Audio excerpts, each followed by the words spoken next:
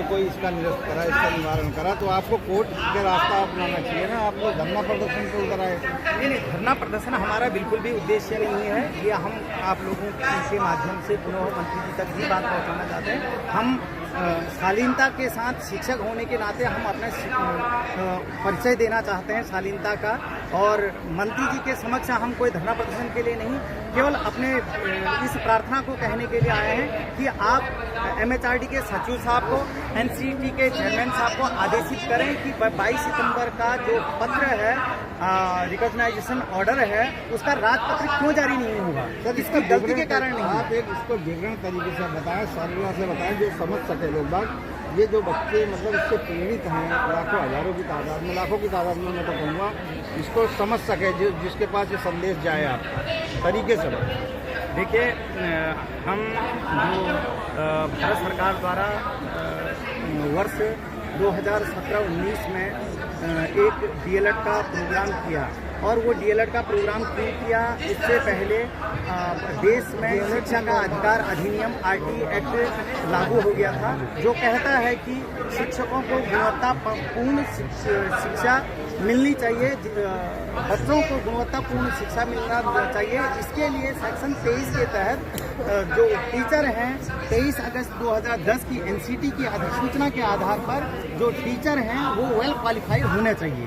पर भारत सरकार के द्वारा अनेक राज्यों के द्वारा जब यह संज्ञान लिया गया, उन्होंने पाया कि हमारे राज्यों में प्रशिक्षित टीचर नहीं हैं, और उनका जब डाटा कलेक्ट किया गया, पूरे देश में 14 लाख संख्या पाई गई, जिनमें से हम लोग जो यहाँ पर आए हुए हैं, हम लोग भी उसमें सम्मिलित हैं। उसमें सरकारी गैर सरकारी सभी टीचर थे, उनकी 14 लाख संख्या थी। पार्लियामेंट में एक बिल पास किया गया, उस बिल पर यह ध्यान रखा गया कि ये 14 लाख शिक्षक हैं, इनको प्रशिक्षित कैसे किया जाए।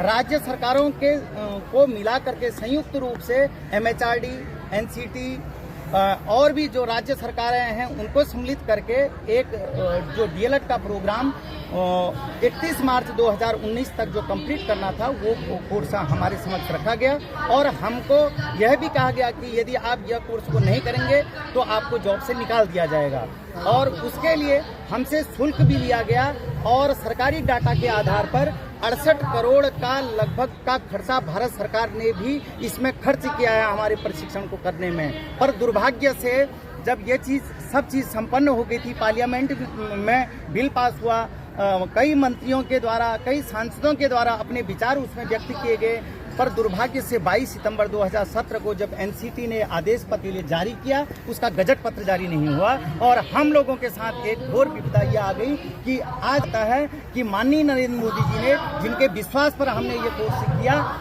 कि आप अनटेंड की कैटेगरी में आ गए हो, क्योंकि आपका राजपत्र तो बना ही नहीं है, जबकि राजपत्र बनाने का काम हम अभ्यर्थियों का नहीं है। हमारा तो केवल काम प्रशिक्षण लेना था। क्या हमने प्रशिक्षण उचित तरीके से लिया, नहीं लिया, इस बात के लिए हमको जरूर दंडित किया जा सकता था यदि हमारी कोई गलती पाई जाती तो।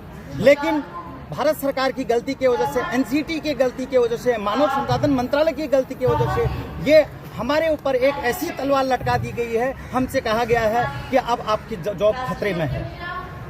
तो ये किन किन राज्यों की समस्या है जो आप बता रहे हैं? ये सर सभी राज्यों की दिक्कतें हैं, देश भर में दिक्कतें हैं सर। ये न केवल एक राज्य के, सभी राज्यों, आप किसी भी व्यक्ति से पूछिए, अभी कई लोग आपके कैमरा में आ भी नहीं पा रहे हैं, तो ये अलग अलग राज्य से, कोई वेस्ट बंगाल से, राजस्थान से है, उड़ीसा से है, बिहार से है, अलग अलग राज्यों से ये यहाँ पर उपस्थित हुए हैं।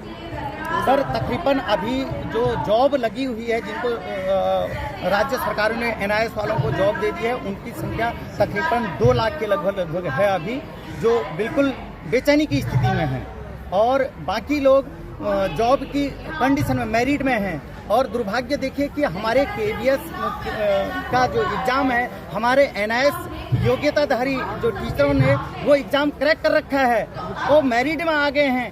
आज ये कहा जा रहा है KVS वालों को, नहीं जी हमको नहीं, आपको नहीं देंगे हम, क्योंकि आपका गजट जारी नहीं हुआ है। अब हम गजट के लिए कहें तो कहें किससे? माननीय मंत्री जी मिल नहीं रहे, केवल उनको इतना ही कहना था। प्रशासनिक एक्सीडेंटल जो आप लोगों के साथ घटना हुई, जो हुआ, उसके बारे में बताया। आप जो सरकार को क्या संदेश देंगे जंतर मंतर की धरती से? मैं आप लोगों के चैनल के माध्यम से, आप विद्वान मीडिया जनों के माध्यम से माननीय मंत्री जी से कहना चाहता हूं, हम भी आपके बच्चे हैं, हमारी पीड़ा को समझिए। जो प्रशासनिक त्रुटियों के कारण 22 सितंबर 2017 को गजट पब्लिकेशन का कार्य अनकम्प्लीट है, प्रशासनिक त्रुटियों से हमारे ऊपर कुठाराघात जो किया जा रहा है, कृपया उसको संज्ञान लीजिए। उन अधिकारियों से को निर्देश दीजिए कि जो 22 सितंबर 2017 का गजट पब्लिकेशन का कार्य नहीं हुआ है, उसको गजट पब्लिकेशन करवा दीजिए, जिससे हम निर्भय हो सकेंगे और आपको जो हमने वोट दिया है उसको हम अपना सुखद पल समझेंगे कि माननीय मंत्री जी ने हमारी इस पीड़ा को समझा। Thank you. थोड़ा ऐसा करो, नारे बढ़िया से लगाओ, सबकी फोटो आ जाए। रुको सब पीछे आ जाओ, सब पीछे बोले कैमरे में आ जाओ, कैमरे में आप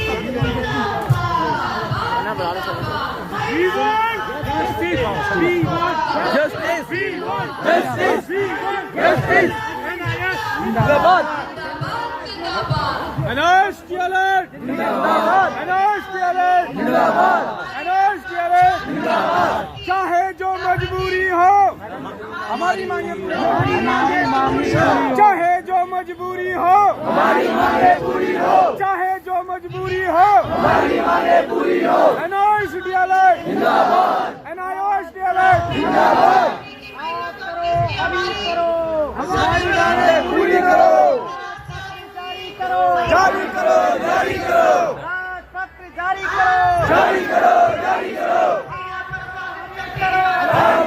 जारी करो, आप करो, अभी करो, हमारी मांगे पूरी करो, अभी करो, हमारी मांगे पूरी करो, राजपत्र जारी करो, जारी करो, राजपत्र जारी करो, जारी करो, अभी करो, राजपत्र जारी करो, अभी करो, अभी करो।